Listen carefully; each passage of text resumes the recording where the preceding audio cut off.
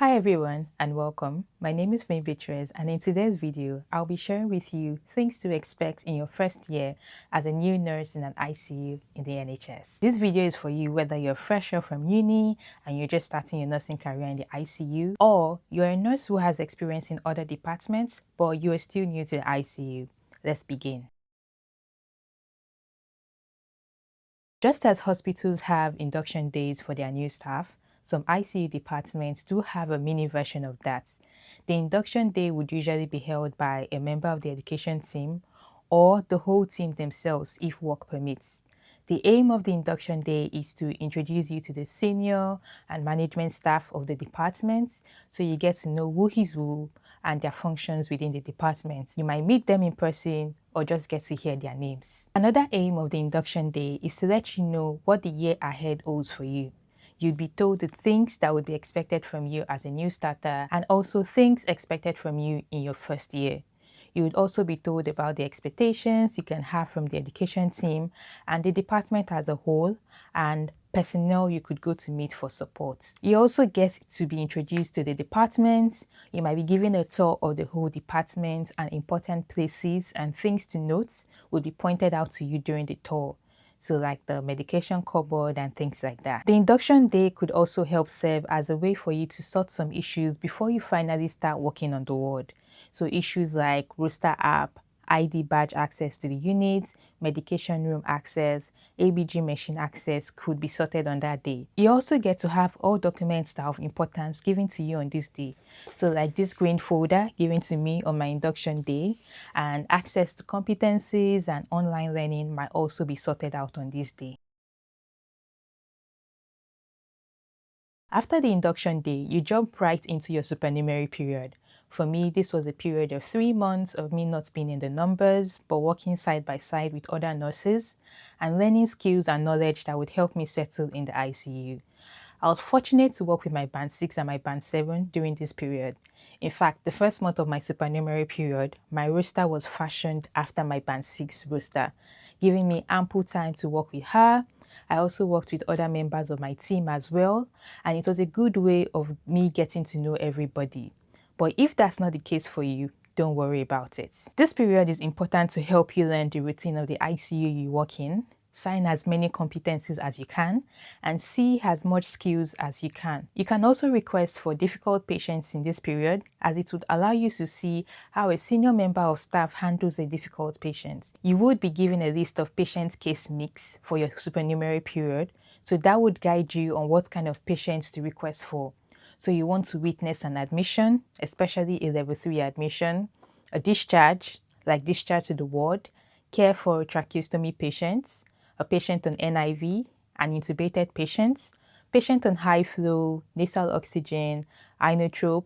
You want to witness and participate in extubating a patient, and other cases that are peculiar to your ICU unit. Things expected from you in this period include finishing your 3 months priority e-learning, so like blood transfusion, anaphylaxis, medicine management, infusion devices, CD training, vascular access, diabetes, and injectables. You would want to finish this set of e-learnings, their training sessions, and get signed off on them while you're on your supernumerary period, because you don't want to be added to the numbers and you can't give your own IVs, or you're not yet trained on how to use the infusion pumps, so just get them all out of the way while you can. Also, skills you want to learn during this period are how to take ABGs, how to read ABGs, how to change an arterial line transducer set, how to remove the arterial line, how do you manage a central line, how do you remove a central line, and other skills that are peculiar to your unit. You would also want to finish your 3-month supernumerary competencies during this period.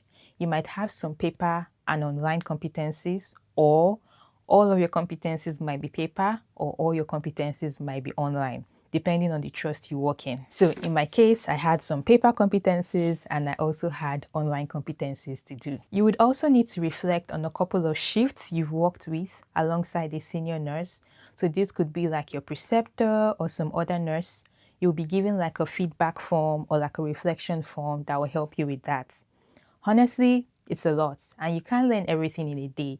You can't even learn everything about the ICU in 3 months. But What you want to do is look around at the everyday skills and knowledge you need to survive and learn them, so that when you get added to the numbers, you can survive handling a patient on your own. And that's why you have the priority e-learnings and competencies to kind of give you your baseline ICU skills and knowledge.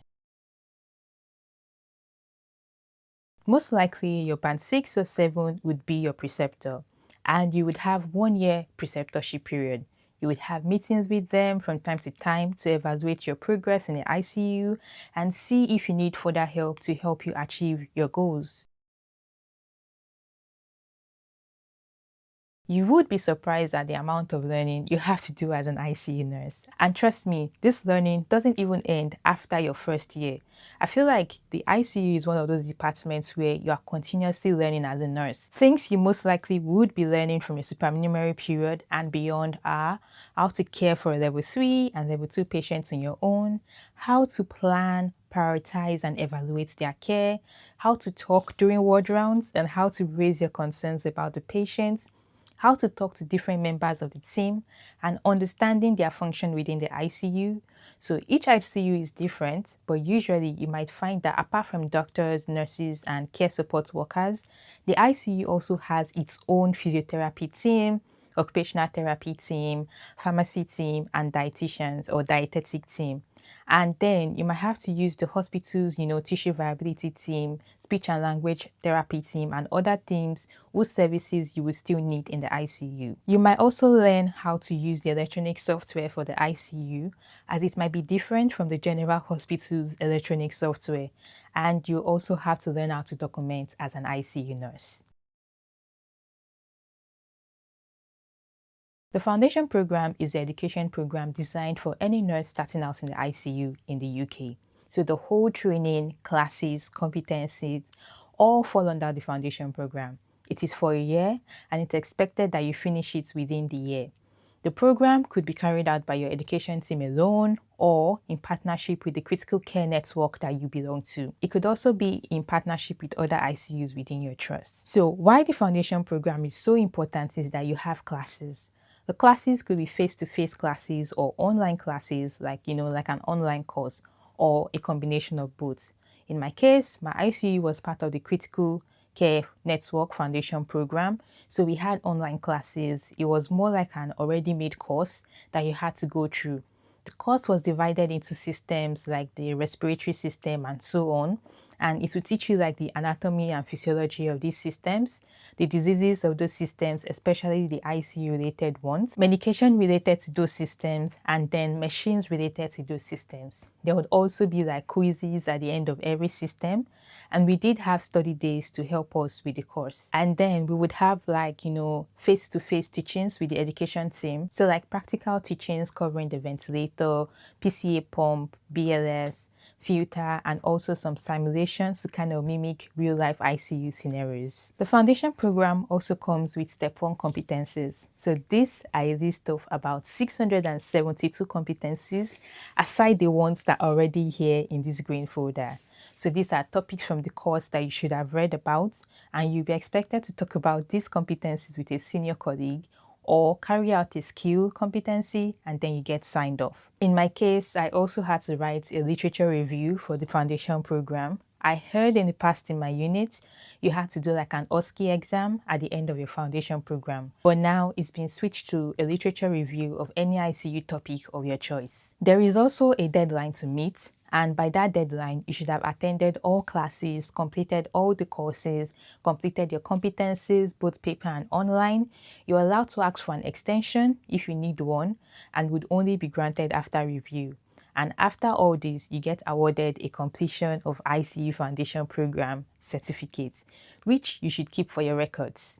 This certificate is transferable among any ICU in the UK, so no matter where you go, you don't have to repeat the foundation program anymore. Honestly, the foundation program is a lot, so look out for any help from the education team. In my ICU, we have the competency clinic. So basically, the competency clinic is like where you log in a period of time with one of the educators. So let's say there is like an Excel sheet and you kind of choose whatever time you are free, so maybe 9 to 10 o'clock, and you get to sign off competencies with a member of the education team without the distractions from the, being on the unit. This was really useful to me as I noticed that once I was off the supernumerary period, it was difficult having someone sign competencies with me due to the busy nature of the ICU.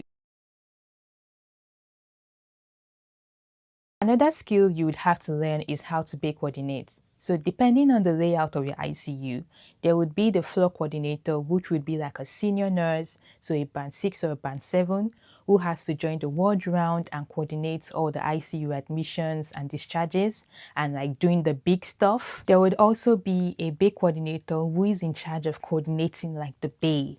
So like arranging breaks among staff and coordinating things like, safety checks, CD checks, and ensuring that things go on smoothly in the Bay Area. But don't worry, Bay coordination would be something that might come in the later parts of your first year. As you continue in the year, there would be other e-learnings that would pop up and also skills you would have to learn, like the PCEA, so that's the epidural, male and female catheterization, cannulation and venipuncture. Though things like cannulation and venipuncture, depending on your trust, might be optional and are skills you might be able to get away with. And that's because in the ICU, we mostly use the arterial line for bloods. So you might only need venipuncture in cases of when you have to take peripheral blood cultures or like in level 2 patients who already have the arterial line taken out and are waiting for discharge to the ward. I really hope this video is useful to you and I was able to break down what your first year in the ICU would look like.